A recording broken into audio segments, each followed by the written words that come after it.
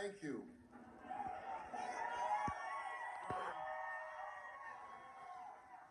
Thank you from the bottom of my heart.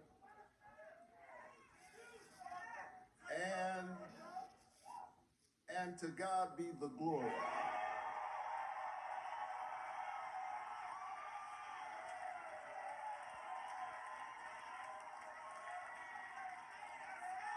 For the great things that God has done.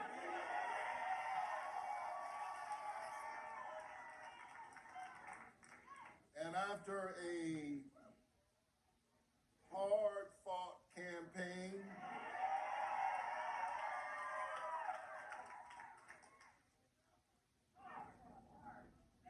or should I say campaigns, it is my honor to utter the four most powerful words ever spoken in a democracy. The people have spoken.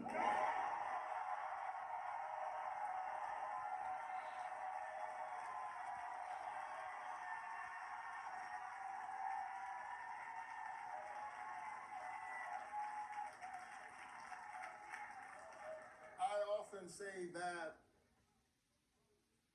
a vote is a kind of prayer for the world we desire for ourselves and for our children. Voting is faith put into action. And Georgia, you have been praying with your lips and your legs.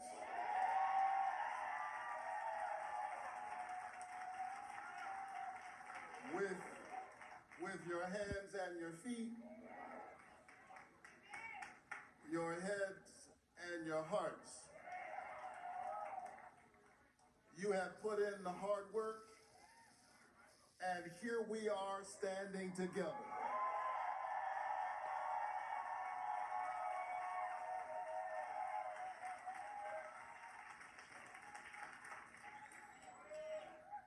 I want to say thank you. And I want to say thank you to my mother who is here tonight.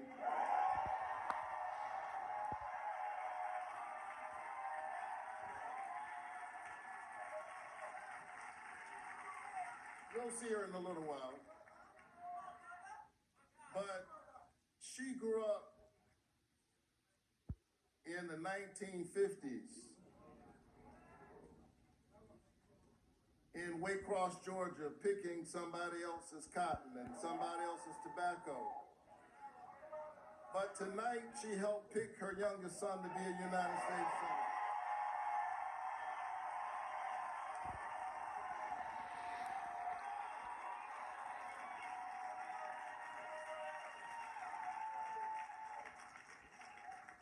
My dad has long passed into the light, but he is still very much with us.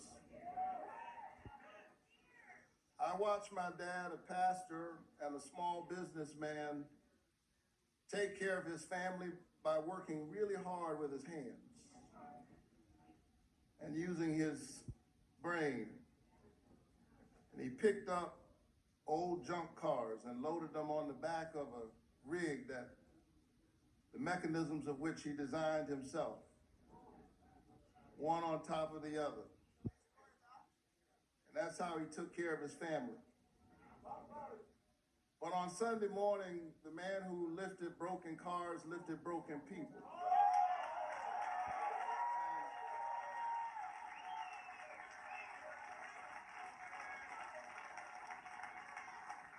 And convinced them of their value. I would not be here were it not for them.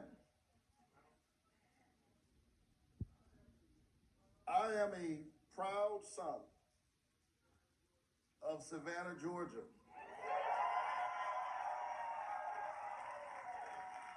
coastal city known for its verdant town squares and its cobblestone streets. Tall, majestic oak trees, dripping with Spanish moss, bend and beckon the love of history and horticulture to this city by the sea. My roots, like the roots of those oak trees, go deep down into the soil of Savannah and Waycross and Scriven County and Burke County. I am Georgia.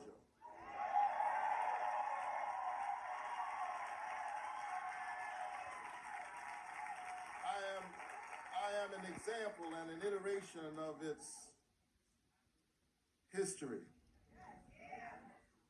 of its pain and its promise, of the brutality and the possibility. But because this is America, because we always have a path to make our country greater against unspeakable odds, here we stand together. Thank you, Georgia.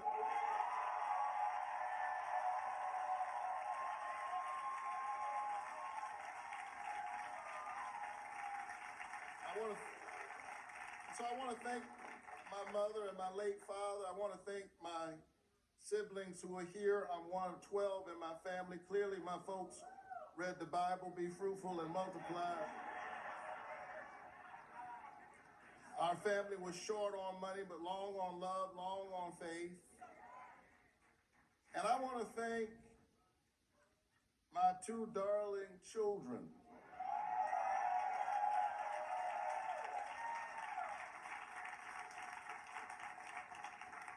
Chloe and Caleb, whose brilliance and whose eyes inspire me to work for all of our children.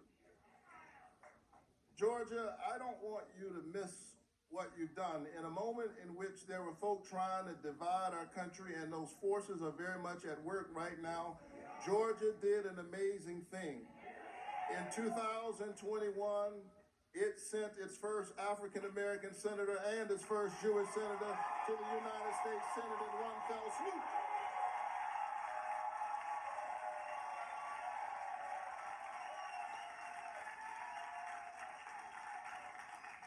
And you have done it again. Thank you, Georgia.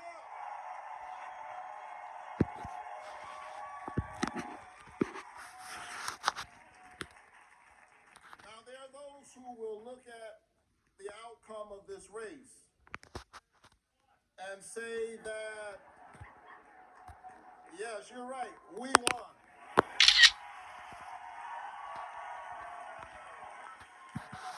But there are those who would look at the outcome of this race and say that there's no voter suppression in Georgia.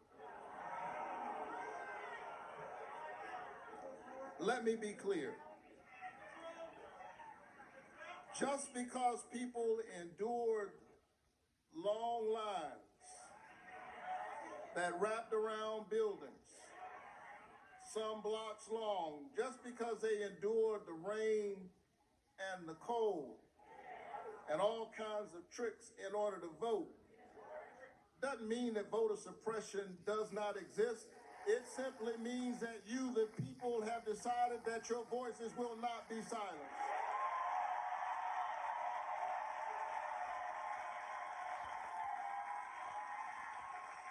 Let us not forget that when we entered this runoff,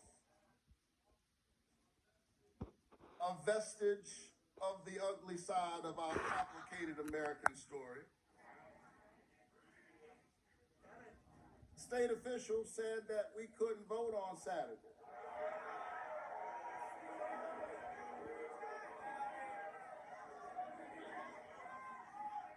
But we sued them and we won.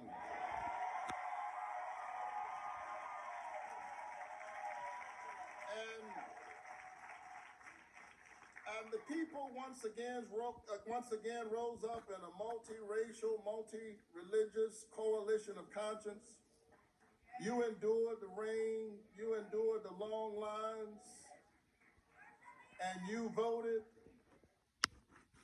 and you did it because you believe, as I do, that democracy is the political enactment of a spiritual idea. This notion that each of us has within us a spark of the divine, that we were created in the imago Dei, in the image of God. And if you're not given to that kind of religious language, that's fine. Our tent is big.